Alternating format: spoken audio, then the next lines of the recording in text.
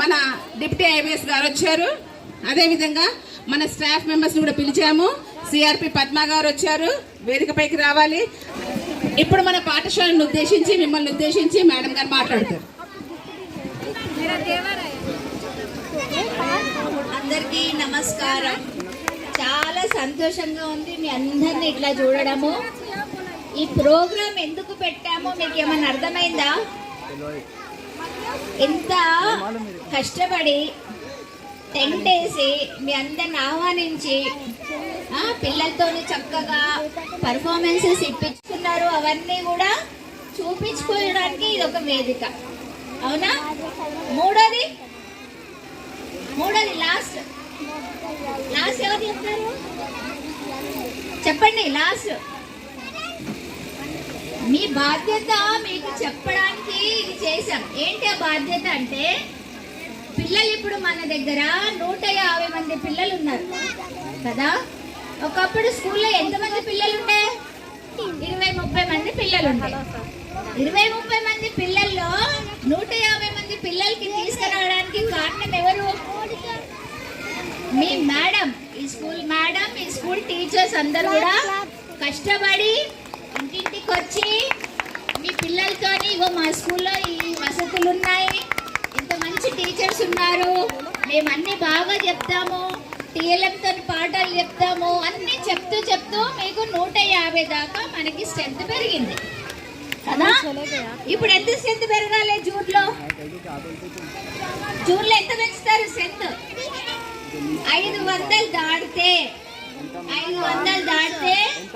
ప్రతి ఒక్క పేరెంట్ కి నా తరఫు నుంచి మీకు క్యాష్ ప్రైజ్ ఇస్తాం. క్యాష్ ప్రైజ్ ఎంత ఇస్తానో ఇప్పుడు చెప్పను.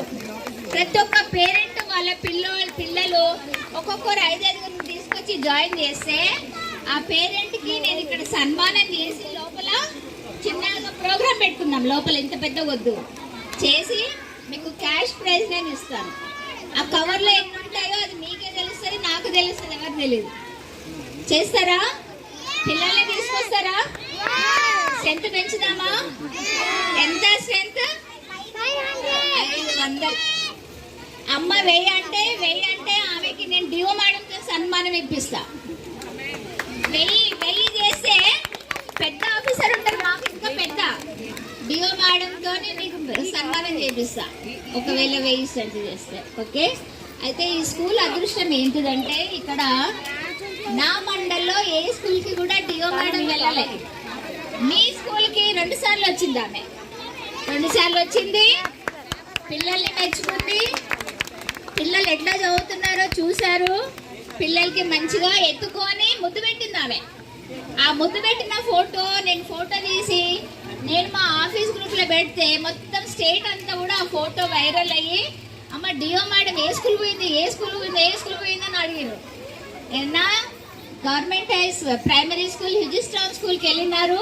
అక్కడ అమ్మాయి ఎంత చక్కగా చదివితే లైబ్రరీ బుక్ ఒకటి ఇస్తే చదివితే ఎత్తుకొని ముద్దు పెట్టింది ఆమె.